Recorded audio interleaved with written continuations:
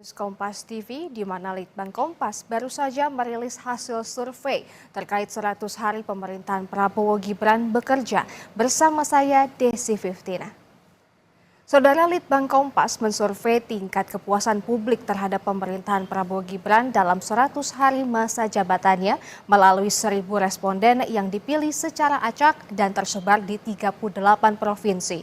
Survei dilakukan melalui wawancara secara tatap muka yang diselenggarakan pada tanggal 4 hingga 10 Januari 2025. Tingkat kepercayaan survei ini adalah 95% dengan margin of error sekitar 3,10% dalam kondisi penarikan sampel acak sederhana.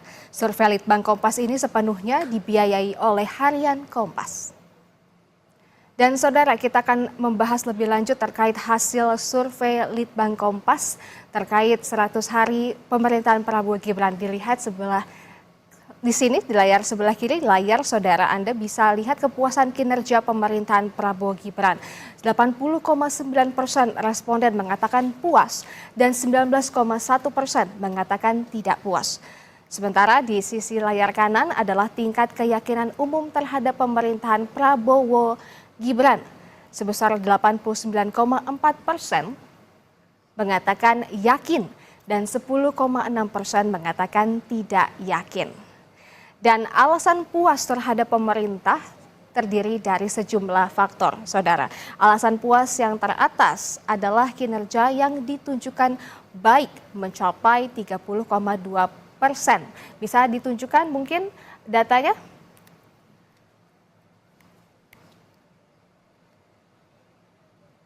Baik, saya ulangi, untuk alasan puas yang teratas adalah kinerja yang ditunjukkan baik mencapai 30,2%, saudara. Dan kemudian alasan puas terbanyak kedua adalah kepemimpinan yang merakyat sebesar 18,1%. Alasan puas terbanyak ketiga adalah sering mendapatkan bansos sebesar 14,4%. Alasan puas berikutnya yakni pembangunan merata sampai ke desa sebesar 7,3%. Lalu pembangunan yang masif sebesar 7,3%, mampu mengatasi persoalan bangsa sebesar 6,8%, kemudian juga ada alasan-alasan lainnya. Selain alasan puas, saudara, ada juga alasan tidak puas terhadap pemerintahan Prabowo Gibran yang terdiri dari sejumlah faktor. Alasan tidak puas yang teratas adalah bansos tidak merata dan tidak tepat sasaran, ini sebesar 29,2%. Kemudian ada alasan tidak puas terbesar kedua, yaitu ekonomi belum stabil, sulit mendapatkan pekerjaan, lapangan kerja minim sebesar 19,5%. Kemudian ada pula alasan tidak puas terbesar ketiga, yaitu harga kebutuhan pokok atau sembako mahal sebesar 17,1%. Kemudian alasan yang tidak puas lainnya adalah penanganan korupsi belum tegas. Ini sebesar 12,6%, saudara. Ada pula diikuti alasan tidak puas terhadap konsistensi dengan janji kampanye sebesar 4,2%. Selanjutnya diikuti alasan-alasan tidak puas lainnya seperti harga BBM naik, kenaikan pajak, dan gagalnya penegakan hukum. Dan saudara, kita akan bahas hasil survei Litbang Kompas tingkat kepuasan pada 100 hari pemerintahan Prabowo Gibran bersama peneliti Litbang Kompas Vincentius Gitiarko. Sudah hadir bersama kami, silakan Mas. Selamat pagi Mas Tiar. Terima kasih sudah hadir di studio Kompas TV. Nah Mas, kita akan bahas lebih lanjut mengenai hasil survei Litbang Kompas ini. Yang kita bisa lihat pertama di sini tentang indeks kepuasan kinerja ini ya Mas ya. Ada 80,9% responden mengatakan puas. Nah ini Mas Tiar bisa menjelaskan mungkin proses perolehan hasil survei ini seperti apa? Ya memang ketika kita bicara indeks kepuasan kinerja itu memang ini kan sebuah angka dari sejumlah indikator yang diukur dalam survei ini begitu. Nah dari hasil survei, dari penghitungan indeks tersebut memang ditemukan angka sekitar 80,9% responden yang mengaku puas ya terhadap kinerja pemerintahan Prabowo Gibran. lalu sementara 19,1% itu tidak puas. Nah, indikator itu lah yang membangun dan membentuk angka 80,9% ini gitu. Faktor-faktornya itu seperti apa tuh Pak? Mungkin bisa jelaskan. Ya, kalau kita bicara sekilas dulu ya, karena tadi kan juga sebenarnya kita dalam survei ini juga ditanyakan alasan-alasannya begitu ya. Tapi kita juga perlu melihat juga sejumlah konteks yang membangun angka ini di 100 hari pertama pemerintahan Prabowo Gibran ini gitu ya. Yang pertama adalah ini kita bisa baca sebagai harapan besar ya, harapan besar publik. Sekaligus juga ada rasa mungkin euforia karena setelah 10 tahun sebelumnya 2 periode dipimpin oleh satu pemerintahan, masyarakat saat ini mendapat presiden dan wakil presiden yang baru begitu ya. Ada semacam harapan besar terhadap pemerintahan ini begitu. Lalu kita juga perlu ingat bahwa bagaimana transisi pemerintahan ya atau transisi politik yang terjadi setelah pemilu itu juga berjalan relatif lancar dalam tanda kutip ya. Bahkan kita juga tahu bahwa dalam proses ini ada narasi keberlanjutan yang dibawa oleh pemerintahan yang sekarang. Gitu. Nah, ketika pemerintahan sebelumnya itu juga mendapat angka kepuasan yang relatif positif, ini seakan-akan masyarakat merasa bahwa ini akan dilanjutkan dalam pemerintahan yang sekarang. Maka kesan yang ditampilkan oleh publik selama 100 hari pertama adalah kesan yang positif. Begitu. Nah, kalau itu tadi yang kepuasan ya Mas. Kalau untuk yang keyakinan ini angkanya juga mencapai 89,4%. Ini faktor penguatnya seperti apa nih Mas? Ya, ini sebenarnya kembali lagi mengkonfirmasi bahwa keberlanjutan itu akan diteruskan dalam pemerintahan ini ke depan gitu ya. Artinya keyakinan ini sebenarnya kita baca sebagai kembali lagi adalah harapan besar dari masyarakat untuk nantinya pemerintahan ini bisa menjalankan program-programnya, menjalankan kebijakan-kebijakan yang sesuai dengan keinginan rakyat gitu. Artinya ini adalah sebuah modal sosial yang penting ya untuk pemerintahan baru ini sebenarnya gitu. Nah, ini kan selama 100 hari masa bekerja Prabowo Gibran. Nanti setelah dari 100 hari ini apakah ada yang dinantikan oleh para responden untuk nanti mungkin apakah menguatkan survei berikutnya atau bagaimana nih Mas? Ya, karena 100 hari mungkin bisa dibilang masyarakat itu masih jatuh pada persepsi-persepsi awal gitu ya terhadap pemerintahan ini. Nah, artinya harapan yang besar ini itu adalah sekaligus tantangan juga gitu ya. Apakah nantinya pemerintahan yang akan berjalan ke depan itu tetap bisa menjaga atau menjalankan program-programnya dengan baik. Nah, harapan inilah yang perlu dijawab oleh pemerintahan Prabowo Gibran dalam hari-hari berikutnya, dalam bulan-bulan berikutnya hingga periode ini berakhir begitu. Nah, dalam perjalanan itu tentu akan ada survei-survei, tentu akan ada evaluasi lagi dan di situ kita bisa melihat bagaimana komunikasi politik dalam tanda kutip ya antara masyarakat dengan pemerintah ini bagaimana, apakah ada keyakinan atau kepuasan yang meningkat atau sebaliknya masyarakat masih menunggu program-program yang lebih baik. Tapi kalau dari sisi kepemimpinan yang merakyat nih, Mas, apa sih yang dipandang oleh responden sehingga faktor ini mendapat kepuasan sebesar 80,9%? Baik. Sebenarnya kita bisa baca tidak hanya di survei ini ya. Kita kan melakukan survei yang cukup panjang dan tiap kali kita melakukan survei ketika masyarakat itu ditanya seperti apa sih pemimpin yang ideal, itu muncul dua jawaban yang kuat. Yang pertama dia adalah pemimpin yang merakyat. Yang kedua adalah pemimpin yang tegas dan berwibawa begitu ya. Nah, ketika kita bicara sosok pemimpin yang merakyat, itu tentu tidak hanya soal gestur-gestur politik, tapi juga tentu kebijakan-kebijakan yang diambil. Kebijakan-kebijakan yang diambil dekat dengan isu rakyat keseharian, terutama rakyat masyarakat kelas menengah bawah, itu membuat seorang pemimpin dipandang sebagai pemimpin yang merakyat, begitu ya. Okay. Apalagi kalau memang pemerintahan ini dipandang sebagai keberlanjutan dari pemerintahan sebelumnya kan. Karena di periode sebelumnya kan pemerintahan Jokowi itu juga dipandang sebagai sosok pemimpin yang merakyat, gitu. Nah, yang kedua kita bisa lihat bahwa memang Presiden Prabowo dengan latar belakang militernya, dengan gestur-gestur politik atau juga pidato-pidatonya, masyarakat bisa melihat atau mengasosiasikan sosok Presiden Prabowo ini sebagai pemimpin yang tegas, pemimpin yang berwibawa. Nah, dua bangunan inilah yang akhirnya membuat angka ini bisa relatif tinggi ya. Dan itu menjadi alasan yang kedua ini terbesar ya Mas, 18,1%. Nah tapi kalau kita melihat untuk alasan yang terbanyak di tiga nih Mas, sering mendapatkan bansos. Ini kan program-program yang tentu saja disajikan oleh Prabowo Gibran gitu kan ya. Ini bisa dijelaskan, ini juga tinggi loh 14,4% Mas. Ya, kita harus juga ingat bahwa struktur masyarakat di Indonesia itu kan relatif lebih banyak masih di kelas menengah dan terutama menengah bawah gitu ya.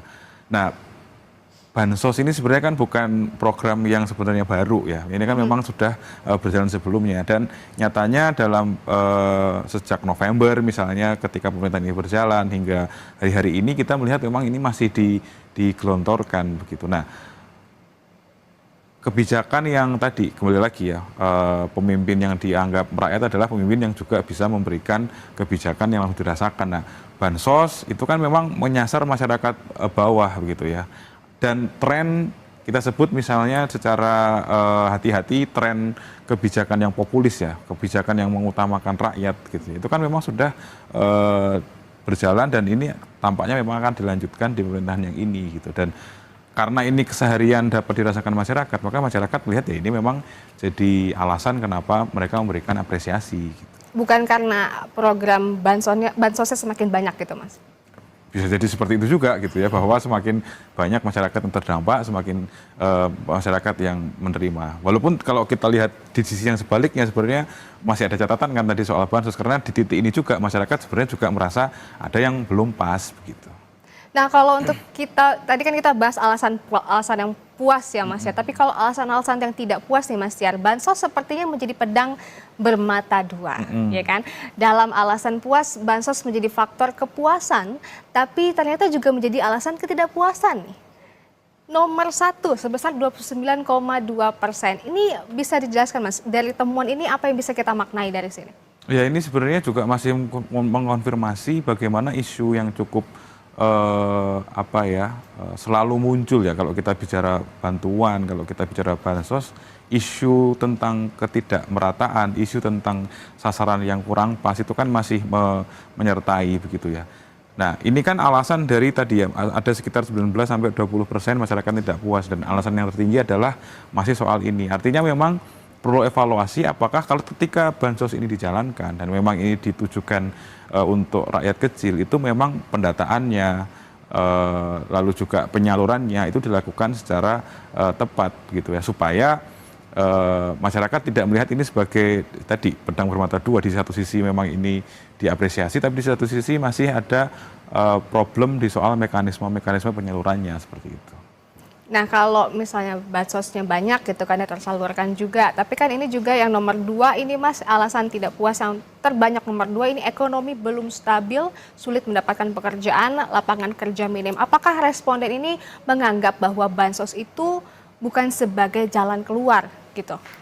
Ya, kalau kita baca dari selanjutnya ya Mbak ya, soal ekonomi yang sulit, pekerjaan gitu ya, juga soal harga kebutuhan atau harga kebutuhan pokok yang mahal gitu ya, kita bisa melihat ini sebenarnya mengkonfirmasi bahwa memang responden survei ini kan mencerminkan populasi gitu ya, dan masyarakat kembali lagi masyarakat kelas menengah bawah itu memang sehari-hari berkutat masih dalam problem yang ini gitu ya. Problem yang real sehari-hari itu adalah soal bagaimana mereka sulit mendapatkan pekerjaan, karena tidak ada pekerjaan sehingga juga daya belinya berkurang, sehingga kebutuhan pokok dan sembako itu memang mahal begitu. Nah ini yang membuat masyarakat memang menantang juga ya, atau men-challenge pemerintah supaya kebijakan yang kalau mau bicara soal populisme, kebijakan dengan rakyat gitu ya, ya memang harus sampai menyentuh aspek-aspek yang ini juga begitu. Nah itu nyambung nih Mas ke alasan yang nomor 5 nih, tidak konsisten dengan janji kampanye. Apakah menyangkut dengan alasan yang ini? Ya sebenarnya ini relatif agak kecil ya angkanya, tapi memang tentu ada bisa dilihat ada indikasi bahwa memang sebenarnya tentu ketika pemilih atau ketika masyarakat memilih pasangan presiden dan wakil presiden ini ada harapan besar terhadap apa yang sudah dijanjikan gitu. Tapi ketika ini masih walaupun relatif sedikit ya memang ada kemungkinan bahwa oh dulu janji seperti ini, sekarang ternyata belum didapatkan. Tapi memang poinnya adalah bagaimana situasi masyarakat kelas bawah ini, kebijakan-kebijakan yang diberikan oleh pemerintah ke segmen masyarakat ini bisa dirasakan secara langsung begitu. Baik, kalau kita lihat dari alasan-alasan tidak puas ini semua ya Mas, apakah ini tuh akan menjadi indikator bagi pemerintah Prabowo Gibran untuk menggenjot di mana sisi-sisi yang mereka kurang begitu Mas? Ya, ini tentu kalau kita bicara tadi ya harapan yang besar, tentu kan ini juga di satu sisi menjadi tantangan. Betul. Nah, tantangannya apa ya? Tantangannya ini gitu ya. Tantangannya bahwa masyarakat ini tidak puas, masyarakat yang melihat masih memang ada catatan terhadap pemerintahan Prabowo Gibran itu memang catatan ini ditindaklanjuti begitu ya dan dievaluasi oleh pemerintahan di hari-hari ke depan gitu. Nah, selain itu ada juga nih Mas, faktor penanganan hukum. Di sini ada korupsi, kasus kepolisian, tentunya ini juga menjadi PR ya Mas, karena banyak kasus yang belum selesai segala macam. Ini bagaimana? Apa yang bisa kita maknai dari sini Mas? Ya, artinya selain memang sebagian besar berkutat pada problem yang pragmatis dalam tanda kutip ya, karena ini berkaitan dengan kesehatan hidup, tapi memang ada sebagian responden yang juga memberi catatan terhadap sisi yang idealisme bernegara gitu ya, karena soal korupsi ini masih mendapat catatan gitu. Artinya masyarakat juga melihat bahwa tidak hanya soal kesehatan hidup yang perlu dipenuhi gitu ya, kebijakan-kebijakan yang populis itu, tapi juga bagaimana bernegara secara bersih gitu ya, itu tetap diperjuangkan oleh pemerintahan yang sekarang.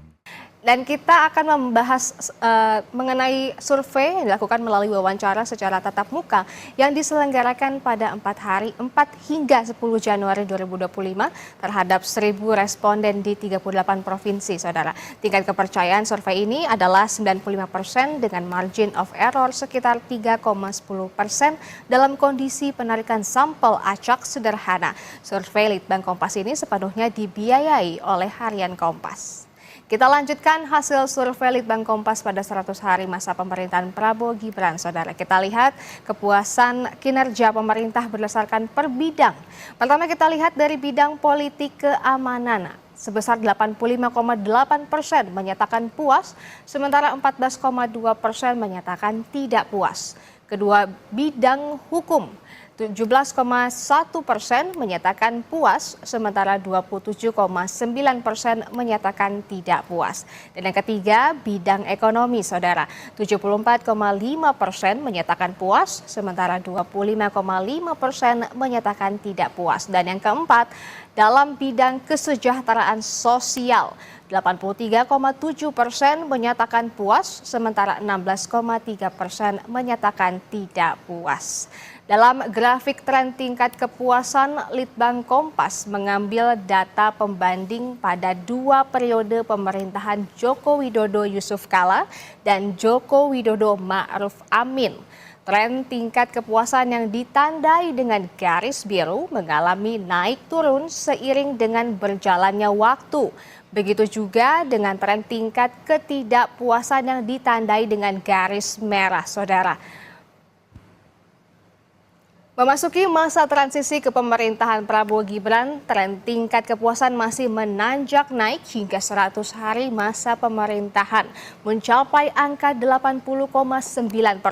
Sementara tren ketidakpuasan yang menurun menyentuh angka 19,1%. Langsung saja kita bahas terlebih dahulu di bidang politik dan keamanan ya Mas Tiar ya. Ini 85,8% menyatakan puas, hanya 14,2% yang tidak puas. Apa saja yang dilihat para responden hingga mereka puas dan sebaliknya juga apa saja yang menyebabkan ketidakpuasan dari responden sendiri, Mas Tiar? Oke. Tingginya angka kepuasan di bidang politik dan keamanan itu kembali lagi karena ini soal politik dan keamanan, ini kembali mengkonfirmasi bahwa memang stabilitas politik itu relatif dirasakan oleh masyarakat ya, atau dipersepsikan baik oleh masyarakat setidak-tidaknya dalam pergantian atau transisi pemerintahan ini begitu ya. Karena apalagi kalau kita tarik ke belakang 5 tahun sebelumnya ketika terjadi pergantian kepemimpinan itu terjadi turbulensi politik yang cukup kuat waktu itu kan ya. Artinya masyarakat terbelah karena ada polarisasi politik.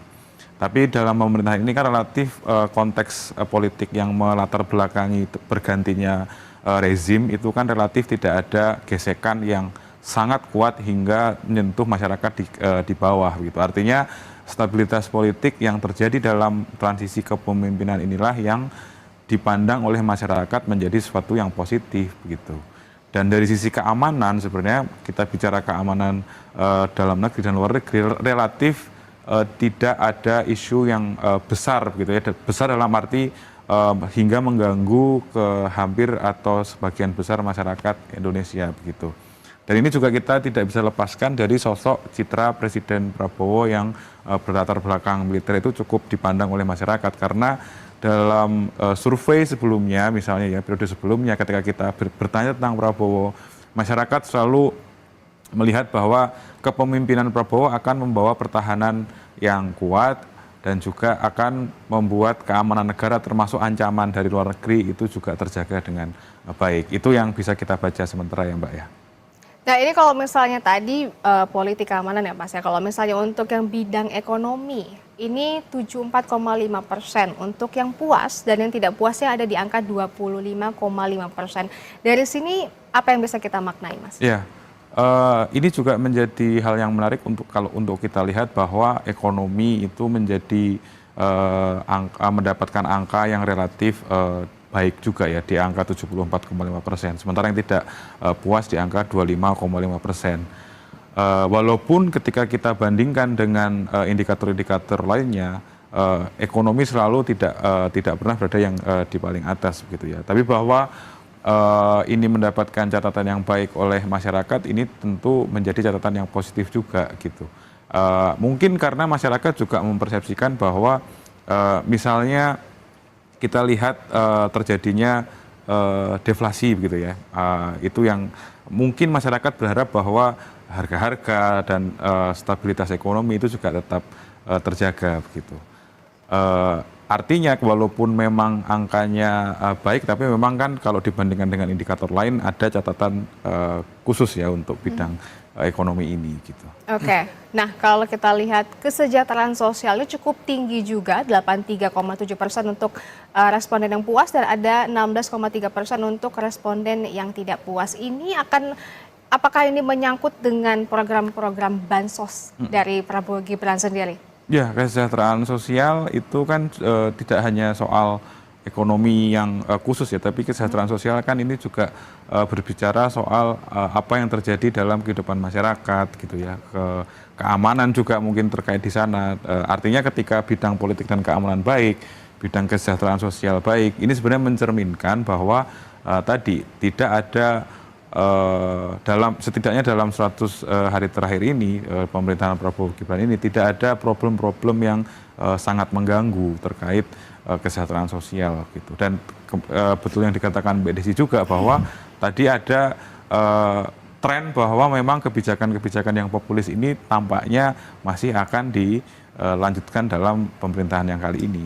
Oke, nah tadi kita juga sempat lihat ya Mas ya, data mengenai perbandingan itu antara pemerintahan Jokowi Yusuf Kala, kemudian ada juga Jokowi Ma'ruf Amin, dan juga sekarang yang Prabowo Gibran. Itu kalau kita lihat nih Mas ya, sangat signifikan sekali naiknya. Ini track record yang paling tinggi nih, 80,9%. Sedangkan di hasil yang sama juga di pemerintahan Prabowo Gibran ini juga menjadi titik rendah paling rendah nih, 19,1%. Ini mungkin bisa dijelaskan juga nih Mas. Pertama kita lihat angkanya mungkin dari 80,9% kita bandingkan dengan survei terakhir ketika di akhir masa jabatan Jokowi Ma'ruf Amin ya. Nah ini kita lihat bahwa sebenarnya ketika angkanya dekat gitu ya, naik sekitar sekitar 5% gitu ya. Ini sebenarnya mengkonfirmasi tadi bahwa memang narasi keberlanjutan yang dibangun entah saat kampanye, entah saat pemerintahan ini berganti, itu memang ditangkap oleh masyarakat sehingga masyarakat mempersepsikan ini tidak ada sesuatu perubahan yang dalam tanda kutip besar yang akan terjadi, sehingga masyarakat ya masih melanjutkan seakan-akan pemerintahan yang kemarin baru saja selesai itu memang akan dilanjutkan oleh pemerintahan yang sekarang. Kalau kita bicara dua angka terakhir gitu ya. Tapi ketika kita bicara tren, kita sebenarnya bisa juga membandingkan antara angka terakhir 80,9% dengan periode-periode awal ketika Jokowi menjabat gitu ya. Di awal periode pertama angkanya 65 lalu 65,1%. Ini kan juga sebenarnya bangunan yang relatif rendah kalau dibandingkan dengan tren-tren berikutnya begitu. Nah, ini menunjukkan bahwa memang mungkin masyarakat waktu itu melihat atau mempersepsikan apakah Jokowi akan lebih baik dari presiden sebelumnya gitu ya, atau memang masyarakat masih menunggu seperti apa Jokowi ini akan menjadi atau menjabat gitu. Lalu angka ini relatif mirip ya ketika Jokowi di awal-awal periodenya ya, periode keduanya gitu ya. Angkanya tidak bergeser jauh. Ini juga dipengaruhi waktu itu karena memang ada polarisasi politik ya yang terjadi di periode kedua atau pemilu sekitar tahun 2019 gitu ya. Waktu itu tampak bahwa masyarakat yang tidak memilih Jokowi itu cenderung di awal-awal Jokowi menjabat di periode kedua juga melihat tidak puas gitu ya, atau menilai tidak puas gitu. Nah, ini kan tidak terjadi di periode yang sekarang begitu. Begitu, iya. Bisa dilihat juga ini Mas ya, kalau misalnya di eranya periode keduanya Jokowi, di sini kan 69,1%, kemudian sempat menurun, naik lagi, dan di akhir periodenya Jokowi itu di 75,6%, dan kemudian di awal periodenya Prabowo Gibran di 80,9%. Ini kan berarti emang benar-benar ada persepsi bahwa apa yang dikerjakan Jokowi akan dilanjutkan gitu ya oleh Prabowo Gibran. Berarti Mas ya, tadi sesuai dengan Mas Tian juga sudah sampaikan. Nah, kalau misalnya kita lihat yang tidak puasnya nih Mas, ini lumayan anjlok sekali di 19,1% gitu ya, dari periodenya Pak Jokowi dan Pak Ma'ruf di akhir periode mereka. Di sini ada 24,7%, kemudian turun 24,1%, dan kemudian begitu masuk Prabowo Gibran turun di 19,1%. Ini apa yang menjadi fenomena ini Mas? Alasan, indikatornya seperti apa? Iya. Warna biru itu kan sebenarnya kita bisa baca sebagai akseptansi ya, atau penerimaan terhadap pemerintahan yang berjalan. Sementara angka merah itu kan sebenarnya resistensi begitu ya. Nah, ketidakpuasan itu kan memang juga sangat dipengaruhi juga gitu ya oleh orientasi politik gitu. Artinya orientasi politik itu bisa pilihan partai, bisa pilihan presiden, atau memang ideologi-ideologi politiknya. Nah, ketika memang ketidakpuasan atau resistensi politik ini di angka yang relatif rendah, ini menunjukkan bahwa tidak ada kubu atau tidak ada segmen, atau kita bicara tidak besar gitu ya, kelompok yang resisten secara politik terhadap pemerintahan yang sekarang gitu. Karena kalau kita cross angka ini dengan misalnya pilihan partai atau bahkan dengan pilihan presiden sebelumnya gitu ya, tidak muncul resistensi yang kuat gitu ya dari kubu-kubu politik yang di seberang gitu. Nah, ini juga yang mendukung atau menjelaskan bagaimana angka yang tidak puas itu juga menurun atau mencapai titik yang cukup rendah di periode yang sekarang. Dan saudara, survei dilakukan melalui wawancara secara tatap muka yang diselenggarakan pada 4 hingga 10 Januari 2025 terhadap 1.000 responden di 38 provinsi. Tingkat kepercayaan survei ini adalah 95% dengan margin of error sekitar 3,10% dalam kondisi penarikan sampel acak sederhana. Survei Litbang Kompas ini sepenuhnya dibiayai oleh Harian Kompas. Dan kita lanjutkan saudara, hasil survei Litbang Kompas pada 100 hari masa pemerintahan Prabowo Gibran, yakni tingkat kepuasan terhadap program Astacita dan program 100 hari. Ada 13 komponen survei yang tertinggi ada di kepuasan menyediakan pelayanan kesehatan gratis, sebanyak 85% responden puas. Kemudian merenovasi sekolah-sekolah rusak, 82,1% responden puas. Yang ketiga, tertinggi untuk membangun rumah sakit lengkap berkualitas dengan 81% responden menyatakan puas. Dan selanjutnya juga ada membangun sekolah-sekolah unggul yang terintegritas, ini ada sebesar 81%. Kemudian ada bantuan gizi, tadi juga ini apa ini? Tingkat kepuasan terhadap menyediakan pelayanan kesehatan gratis. Nah, ini Mas Tiar, kalau misalnya kita bahas satu-satu ya. Astacita ini kan ada 8 program yang sudah diungkapkan oleh Prabowo dan Gibran. Nah, apa yang bisa kita lihat dari hasil survei ini, Mas? Oke, jadi 13 indikator survei tadi dari 100 hari itu memang kita ambil dari sebenarnya 8 ya, 8 program cepat terbaik atau quick wins ya dari Prabowo ini. Tapi dari 8 itu kita breakdown menjadi 13 ini gitu ya, untuk kita tanyakan ke masyarakat apakah dalam 100 hari pertama ini bagaimana masyarakat melihatnya gitu. Nah, pertama-tama secara umum kita lihat bahwa 2 yang diapresiasi secara tinggi itu adalah di bidang pendidikan dan juga di bidang kesehatan gitu ya. Di bidang kesehatan itu masih soal pelayanan kesehatan gratis itu diapresiasi, lalu juga soal merenovasi sekolah, juga penyediaan sekolah sampai fasilitas sekolah sampai di tingkat kabupaten, termasuk juga kesehatan di tingkat kabupaten itu diapresiasi secara tinggi gitu ya. Artinya sekali lagi ini menegaskan bahwa sebenarnya kan ini bukan program yang tanda kutip ya yang baru begitu ya, karena kan memang kan kebijakan yang menyasar pada soal kesehatan, yang menyasar pada soal pendidikan itu kan sebenarnya sudah dilakukan juga dalam periode sebelumnya gitu. Nah, yang kita lihat itu. Kalau ini kita lihat membangun rumah sakit lengkap berkualitas ini 81,0%. Ini puas dan yang tidak puasnya 13,9% ya Mas ya. Ini cukup besar juga ya, masuk ke dalam kategori yang di atas 80% ini ya Mas ya. Iya, bicara kesehatan itu kan sebenarnya kalau kita bicara kebijakan ini tentu sebuah investasi jangka panjang sebenarnya.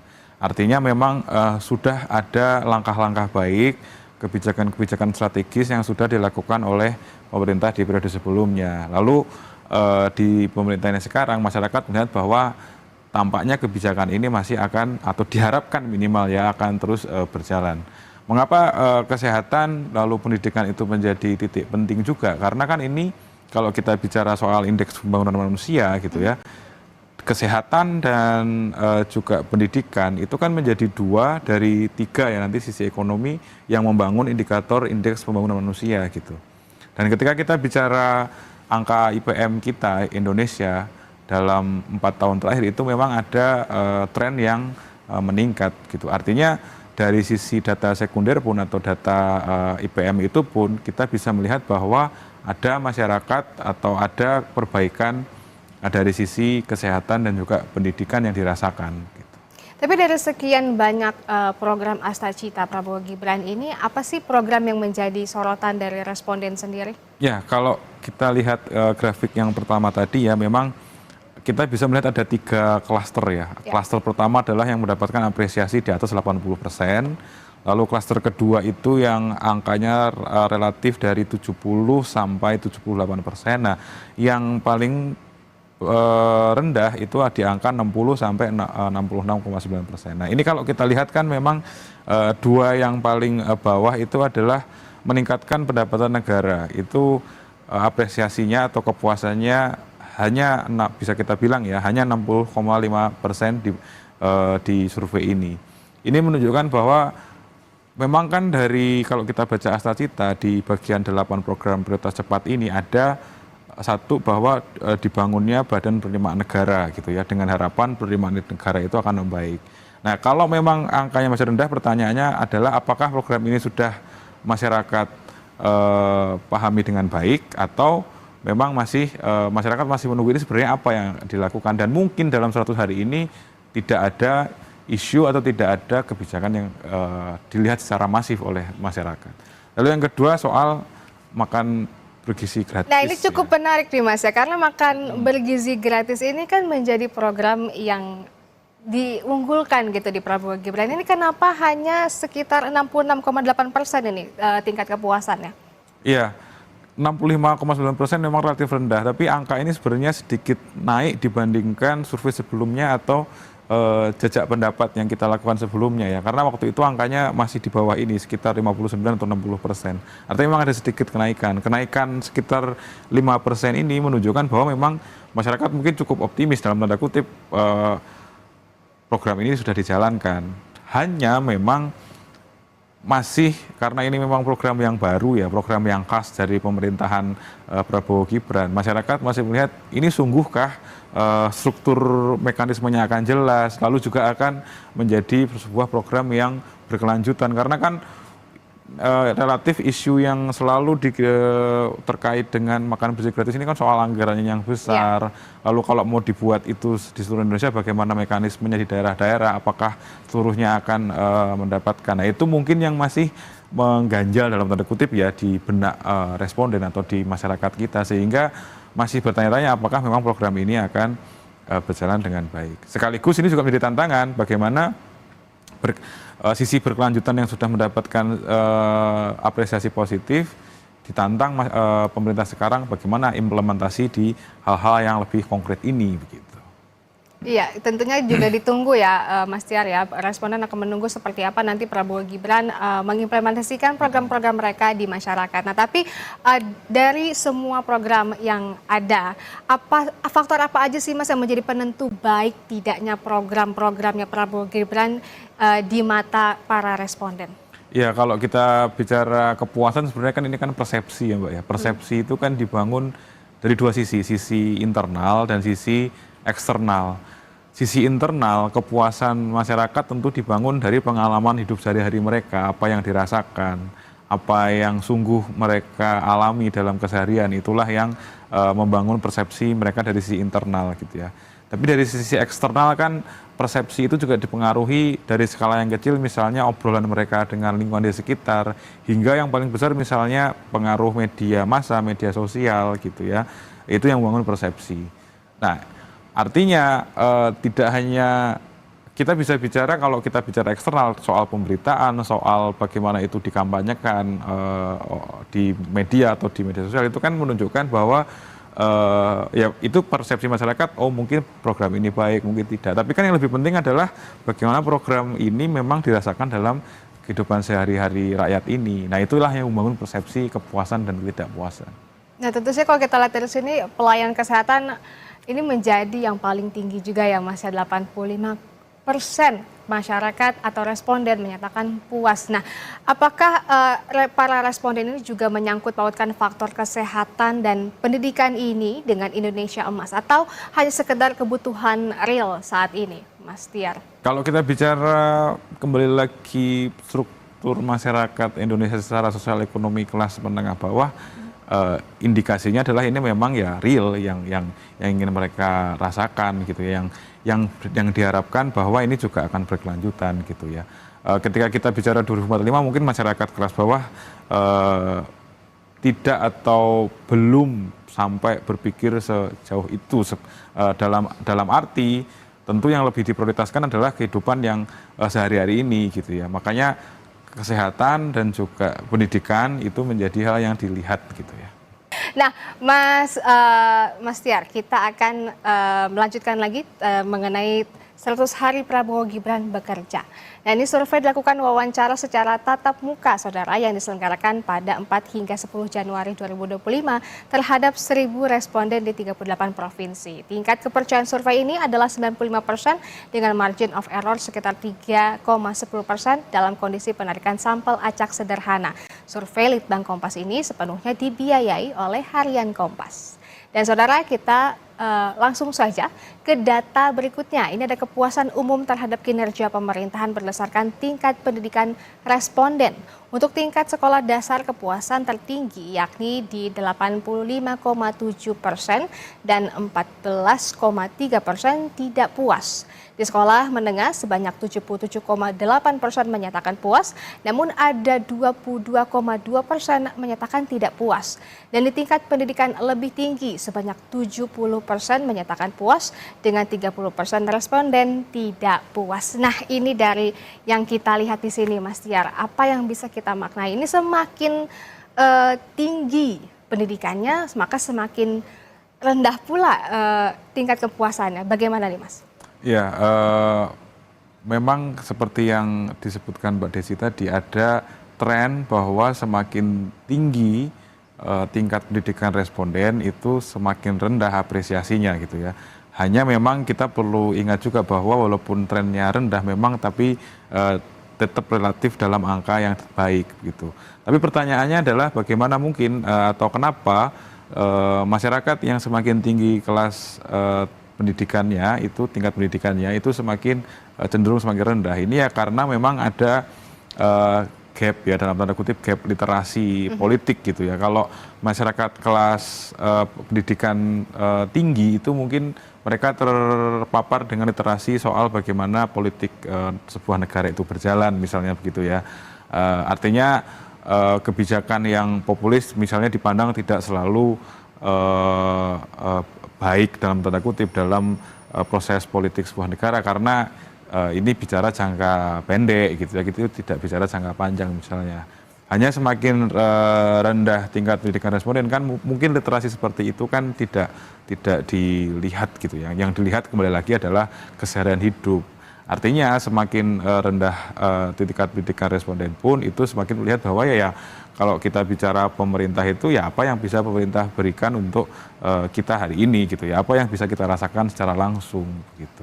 Baik, nah itu yang fenomena yang tampak ya. Iya, baik, kalau ini kan berdasarkan tingkat pendidikan responden. Ada lagi nih Mas, ya kan? Berikutnya hasil survei kepuasan umum berdasar tingkat status ekonomi sosial atau SES.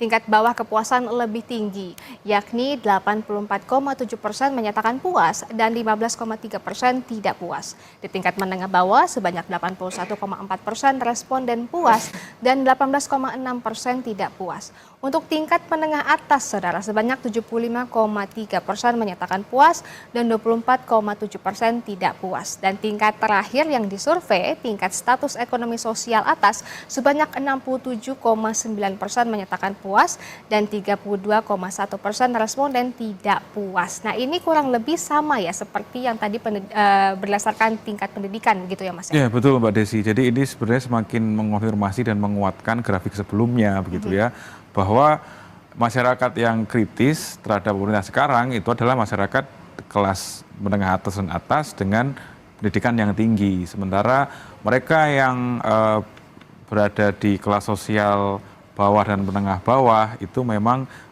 tingkat kritisnya tidak setinggi yang kelas lainnya begitu. Nah, ini saya juga mau konfirmasi lagi bahwa memang politik kebijakan yang diambil oleh pemerintah yang saat ini memang lagi-lagi adalah kebijakan yang dekat dengan masyarakat kelas menengah bawah dan kelas bawah gitu. Seperti tadi ya kita bicarakan panjang tadi, apa itu bansos atau apa itu bantuan langsung begitu ya.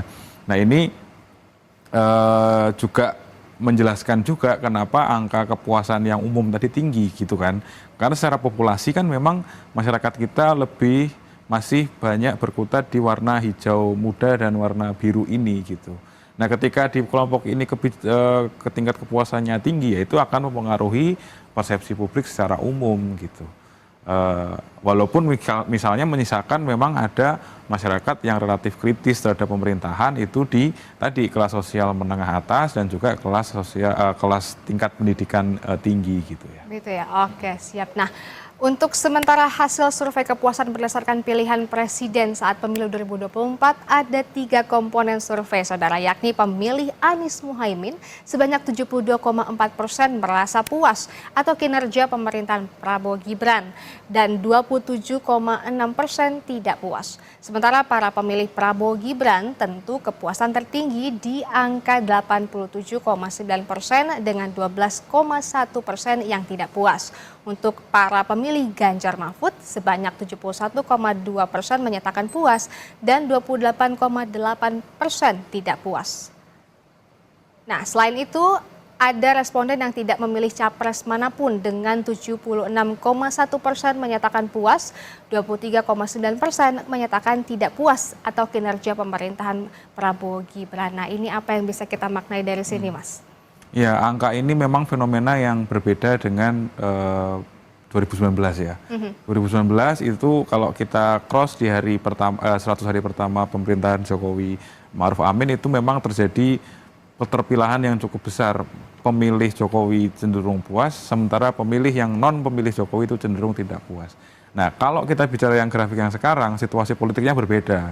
Situasi politiknya adalah para pemilih atau masyarakat yang waktu pemilu terakhir kemarin tidak memilih Prabowo dan Gibran pun menunjukkan tingkat kepuasan yang tinggi gitu Tinggi ya, Mas, Artinya ya? ini tidak ada resistensi politik gitu ya. Relatif tidak ada resistensi politik walaupun secara proporsi memang paling tinggi memang pemilih Prabowo gitu ya. Tapi kan kalau kita lihat di segmen yang lain tidak ada resistensi yang menonjol di sana begitu. Bahkan yang tidak memilih siapapun juga memiliki tingkat kepuasan yang tinggi ya, 76,1% loh, Mas. Ya, artinya mereka yang disurvei ini tidak mau menunjukkan kemarin atau tidak mau menjawab gitu. kemarin milih siapa gitu ya. Itu tetap kalau kita cross, mereka tetap menunjukkan sisi kepuasan. Oke, baik. Dan ada pula saudara hasil survei kepuasan umum terhadap kinerja pemerintahan berdasar pilihan partai saat pemilu 2024. Dari kiri ke kanan, ini ada para responden pemilih Partai Kebangkitan Bangsa (PKB). Menyatakan puas sebanyak 85,1%, 14,9% tidak puas. Dan para pemilih Partai Gerindra 87% puas dan 13% tidak puas.